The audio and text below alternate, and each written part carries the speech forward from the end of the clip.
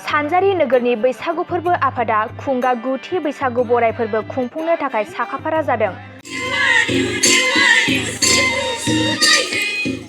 गुबुन गुबुन बोसोराव बैसागु बराय आफाद फोरबो खुंबोनाय बादिनो देग्लाय बोसोरावबो खुंगा गुथि बैसागु बराय फोरबो खुंफुंनो थाखाय सानजारि नोगोरनि बैसागु फोरबो आफादा साखाफारा जादों। बेनिखायनो फैगौ रंजालि बैसागुखौ बरायनो थाखाय दिनै सानजारि नोगोरनि बैसागु फोरबो आफादा सायनासालिनि गाहाय खुन्थियाखौ गायसननाय जाबाय। सानजारि नोगोर बैसागु फोरबो आफादनि बानजायनायाव फैगौ 13 एप्रिल खालारखालि धेमाजि जिल्लानि सिमेन्ट सापरि हालामनि सिङाव थानाय 2 नं लखलुं गामिनि गेलेग्रा फोथाराव सानसेनि हाबाफारि लानानै बैसागु बराय फोरबोखौ खुंफुंनाय जागोन।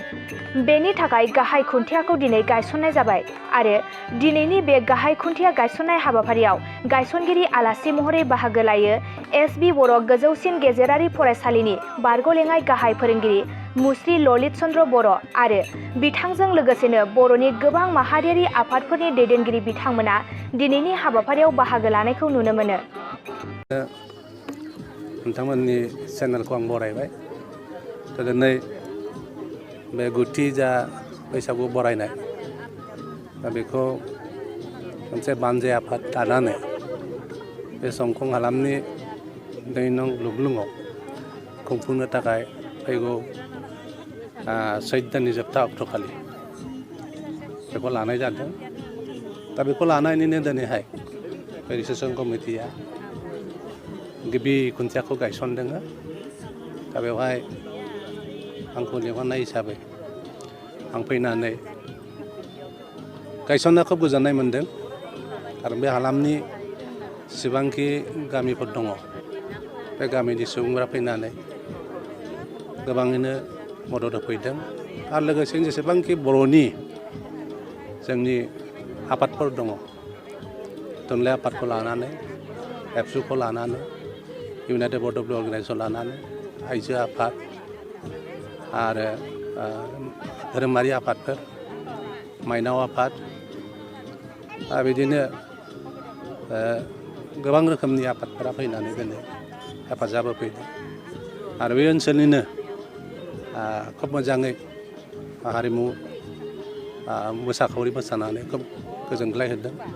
आं आसा फारिदों फैगौ जोंनि जा बरायनाय हाबाफारि खोब मोजां जागोन आरो आं मिथिनाय बादि बे आफादा प्रत्येक गामिनिफ्राय जेसेबांखि जोंनि सिमेन्ट ओनसोलाव सानजा आरो सोनाब सिमेन्टआव सानजारि नोगोराव जाफोर रायजोफोर दङ बिथांमोना ओइदिनखालि लैहोर लैहोर फैना बाहागो लाफैगोन।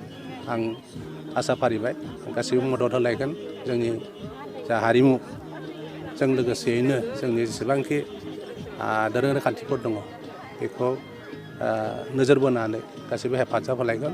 आं बेखौ खावलायबाय। 5 अक्ट'आव बैसागो बरायनाय हाबाफारि खुंनायखौ लानानै दिनै गाहाय खुन्थियाखौ जों गायसंनाय जाबाय।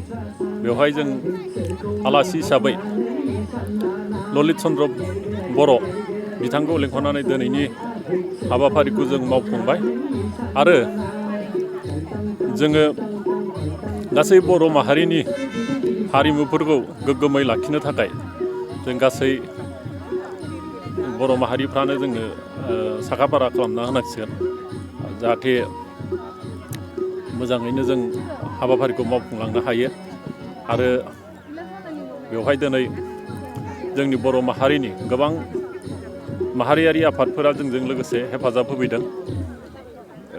गासैबो माहारियारि बर' आफादफ्रानो आरो जों फैबाय थानाय बैसागो बरायनाय हाबाफारिखौ सानसेनि लानानै फ्राय गाजा गोमजायै जों खुंनो लादों। बेवहाय जोंना गासै मोसौ थुखैनायनिफ्राय लानानै जोंनि खुंखा जानाय आरो बर' हारिमु दिन्थिफुंनाय बेफोर हाबाफारि थाजोबगोन आरो जोङो बे ओनसोलाव गासैबो गामिनि मानसिफोरखौ जों हांख्रायहरदों जोंनि बेवहाय बाहागो लाफैनो थाखाय आरो जोंनि माहारियारि आफादफोराथ' जिल्ला हिसाबैनो बेवहाय फैनानै बाहागो लाफैगोनखौ आं मिजिंथिबाय आरो जोंनि बैसागो बरायनाय हाबाफारिया जाहाथे मोजाङै मोजां जाफुंलाङो बेखौनो आं मिजिंथिनानै आनान गसाइनियाव बोर बान्सा बिहरनानै आं दिनैनि बिबुंथिखौ बेखिनियावनो फोजोबनाय जाबाय।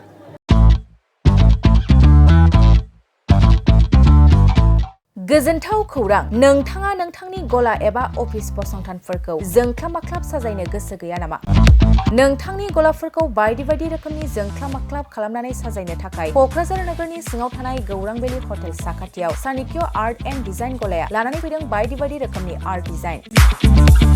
क'क्राझार नोगोरनि सिङाव थानाय गौरां भेलि हटेल साखाथियाव सानिक्य आर्ट एन्ड डिजाइन गलाया नोंथांमोननि थाखाय लानानै फैदों नोंथांनि गलाखौ जोंख्लाब माख्लाब खालामनो गोबां रोखोमनि आर्ट डिजाइन। बेफोर आर्ट डिजाइनफोरनि गेजेराव दं 3D signboard, 2D signboard, acrylic trophy, ACP panel, name प्लेटार्स, रेट्र', रिफ्लेक्टिभ साइनबोर्ड, नियन साइनबोर्डफोरनि आर्ट डिजाइनफोरखौ नोंथाङा सानिक्य आर्ट एन्ड डिजाइन गलानिफ्राय मोनफुंनो हागोन। बेनि अनगायैबो इनग्रेभिं सार्भिस, आर्क्राइलिक लेटार काटिं, MDF जालि काटिं, लग', ग्राफिक्स डिजाइन आरो कास्टमाइज गिफ्ट आइटेम्सफोरखौ नोंथांमोननि गलानि थाखाय सानिक्य आर्ट एन्ड डिजाइन गलाया लानानै फैदों आर्ट डिजाइन। गोबां बाथ्रा मिथिनो थाखाय नोंथाङा नैबे 9706125636 6900981649 जानबुं नम्बरनि गेजेरजों खौरां लाहरनो हागोन।